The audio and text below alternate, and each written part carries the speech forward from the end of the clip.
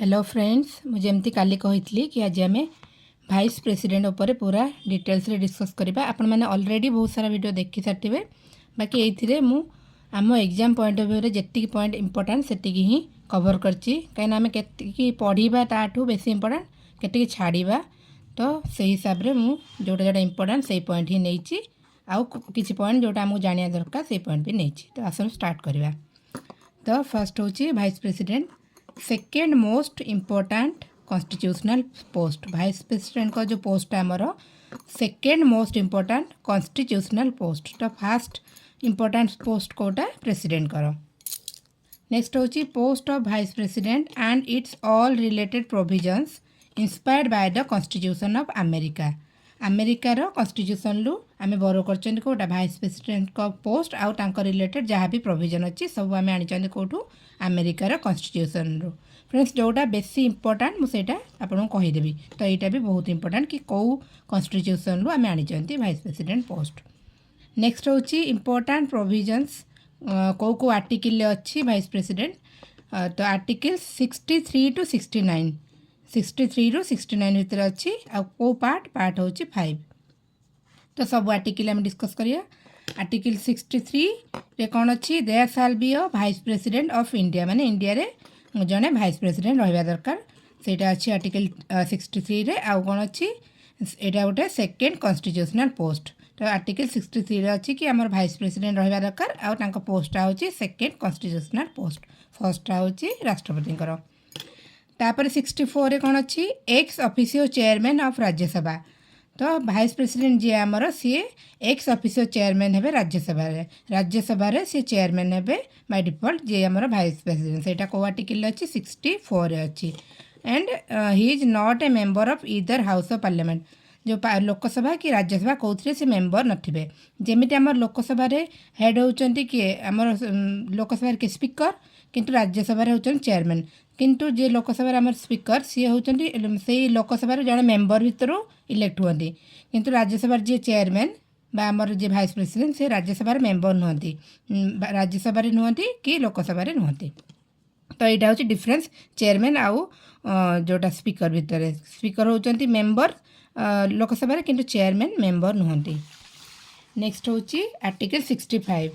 65 रे कौन अच्छी, ई president absent can serve as president for a maximum period of 6 month. जदि प्रेसिडेंट को सीट वैकेंट रहा, डेथ होगा कि रिजाइन कले, जहाँ भी प्रेसिडेंट को सीट जदि वैकेंट रहा, नेक्स्ट किए प्रेसिडेंट भाव कार्य करेंगे सी होचन भाइस प्रेसिडेंट। आ केते दिन पाई, मैक्सिमम 6 मास पाई। तापर ता भितर प्रेसिडेंट को इलेक्शन हवा दरकार। नेक्स्ट हूँ enjoy all power salary and privileges of president. जितेबाला से प्रेसिडेंट भाव कार्य करती, एक्टिंग प्रेसिडेंट रहती, से से प्रेसिडेंट को जहाँ भी सैलरी अच्छी जहाँ भी सब प्रिविलेज मिले सब मिल। भाइस प्रेसिडेंट को न मिलि प्रेसिडेंट को सब जिनस मिल जी समय पर्यंत से रहिले। पुणी भाइस प्रेसिडेंट को पलि आसले पुणी जहाँ जमी मिलूला सेमती मिल।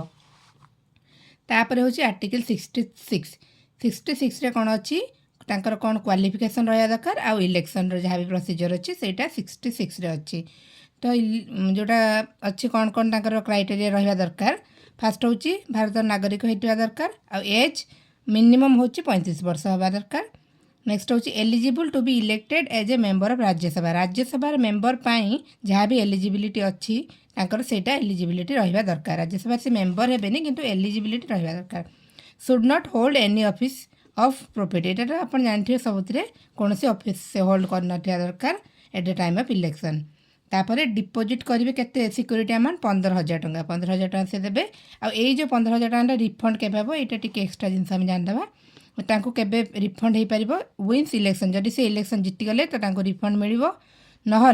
जदि get 1/6 or more of total valid vote. Total जी भोट पड़ो वैलिड वोट तार 1/6 जदि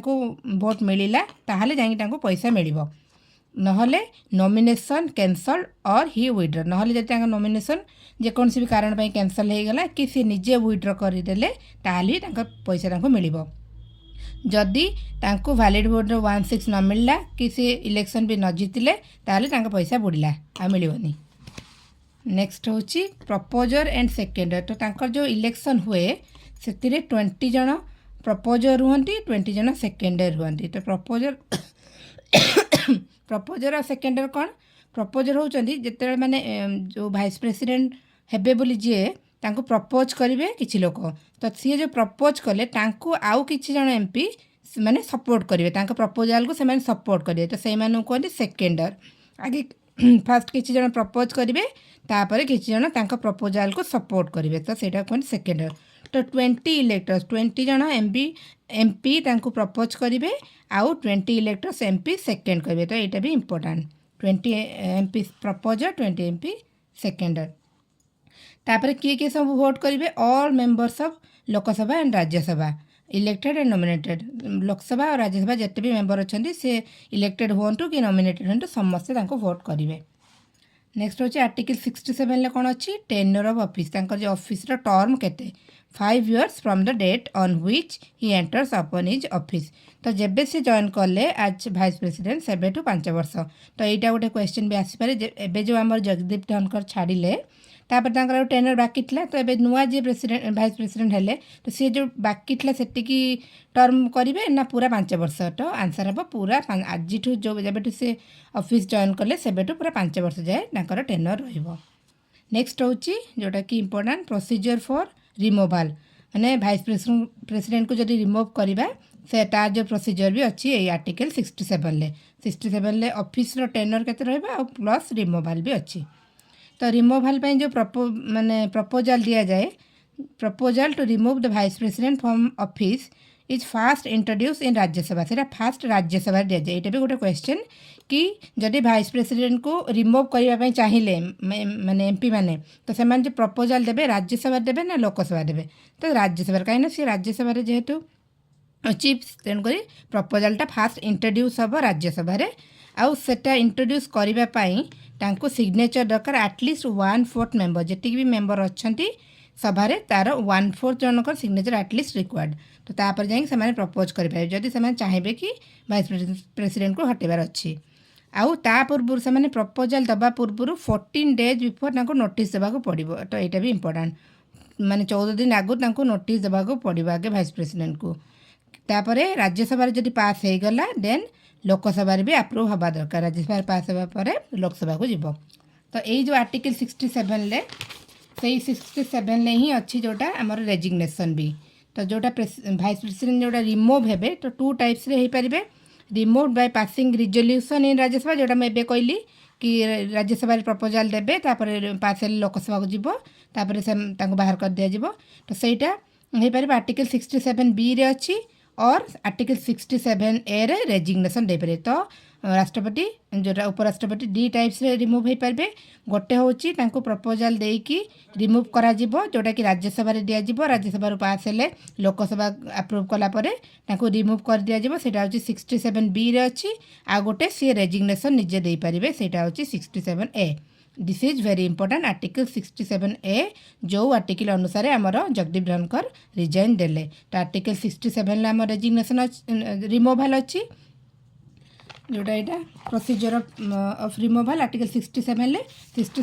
अंडर 2टा क्लज रहा 67A और B ए रहा से रिजाइन दे पारे निजे बी रहा कि प्रपोजल देकी कौन बाहर कर दि जापर तो 2टा रहा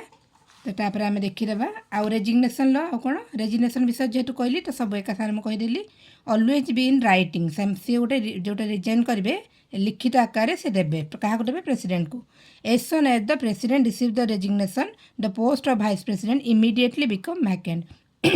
जिते प्रेसिडेंट रिसीव करेंगे रेजिग्नेशन सांगे सांगे पोस्ट वैकेंट हो तो तापर 67 गला 68 रे कौन रहा vacancy in the office of vice president vice president को ऑफिस जो वैकेंट हो जी रिजाइन करदे कि रिमूव हो गले कि डेथ हो गला election must be held as soon as possible जिते जल्दी हो पार इलेक्शन तार हम किंतु आमर प्रेसिडेंट को केस रे 6 month टाइम दि जाऊँगी आपन को माने 6 month भितर इलेक्शन हबार अच्छी किंतु भाइस प्रेसिडेंट को केस रे एज सोन एज पॉसिबल तापर 69 रहा ओथ ओथ किए दियंती प्रेसिडेंट दियंती आ प्रेसिडेंट नथले जमती जे एक्टिंग प्रेसिडेंट सेटा दियंती तो यहाँ विषय में किसी पॉइंट ऐड करी जी आमर प्रेसिडेंट सी जिते जगार जो नथिबे डेथ है कि रिजाइन है जहाँ भी है जगार एक्टिंग प्रेसिडेंट नेक्स्ट किए हे भाइस प्रेसिडेंट हे जदि सपोज भाइस प्रेसिडेंट नहांती तापर क्या चान्स दिज्व प्रेसिडेंट रोल करने chief justice of India suppose chief justice of India भी नहांती ताहले क्या चान्स मिल सीनियर मोस्ट जज of supreme court senior most जज of supreme court J supreme कोर्टर senior most जज यहाँ टी गोटे एक्सट्रा पॉइंट मुझे कहीदेली प्रेसिडेंट नथिले नेक्स्ट वाइस प्रेसिडेंट जदि नहांती तो चीफ जस्टिस ऑफ इंडिया ताहले जदि सी भी नहांती ताहले दायित्व जीव क्या सीनियर मोस्ट जज ऑफ सुप्रीम कोर्ट तापर आ गए देखा सैलेरी केते सैलेरी मिले आमर वाइस प्रेसिडेंट को 4 लाख टंका मिले आउ प्रेसिडेंट को 5 लाख आउ आमर मोदीजी माने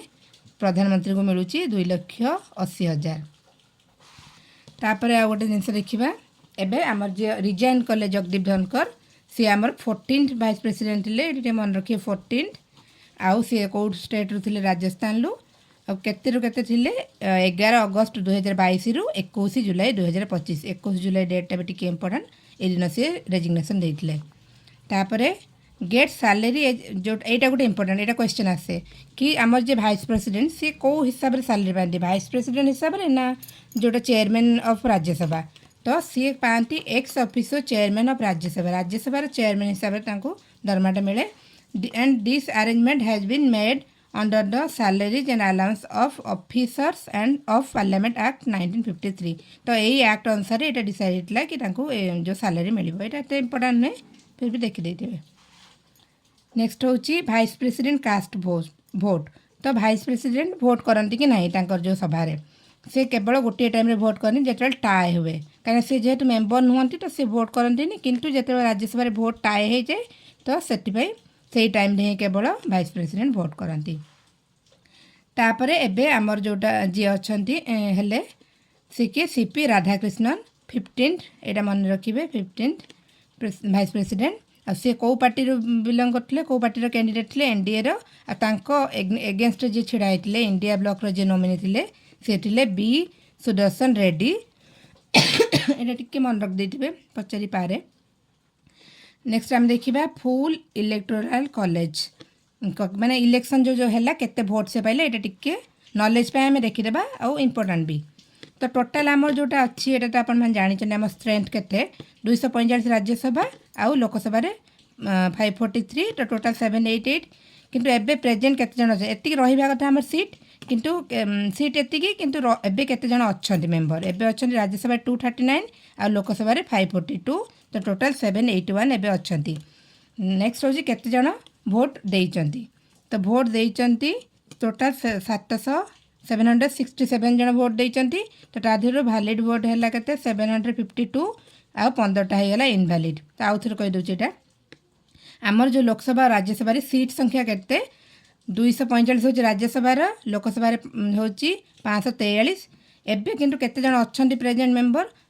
राज्यसभा 239 लोकसभा 542 आ एबे जो इलेक्शन हैला भाइस प्रेसिडेंट कर केते जण भोट देले और किछ जण भी भोट देई नांदी तो केते जण भोट देले टोटल 767 ता देहरु 752 हैला वैलिड भोट और इनवैलिड हैला 15 तो ता देहरु हमर जे इलेक्टेड इलेक्शन रे जितिले सीपी राधाकृष्णन सी केते पाइले सी पाइले 452 यहाँ इम्पोर्टाट अच्छी 452 भोट पाइकी जितिले आउ हारीगले जी बी सुदर्शन रेड्डी सी पाइले 300 भोट तो टोटाल 752 भोट नेक्स्ट हूँ जो जी आमर ए अच्छा फुल नेमटा भी टी जानदेवा चंद्रपुरम पुन्नुसामी राधाकृष्णन जो CP Radhakrishnan full name important नुहे कि जानवा दरकार चंद्रपुरम पुन्नुस्वामी राधाकृष्णन सी कौ स्टेट तमिलनाडु आउ या पूर्व सी गवर्नर ऑफ महाराष्ट्र थे पूर्व जो कौन थे आमको मन रखा दरकार नहीं या जस्ट पूर्व से महाराष्ट्र गवर्नर थे तो फ्रेंड्स आपण कमेंट सेक्शन में प्रश्न होची आमर प्रथम भाइस प्रेसिडेंट किए थे बहुत इजी लगुवा कि बेले बेले से इजी क्वेश्चन भी आम भूली जाती तो ସେଇଟା ଆପଣ कमेंट जनइबे थैंक यू।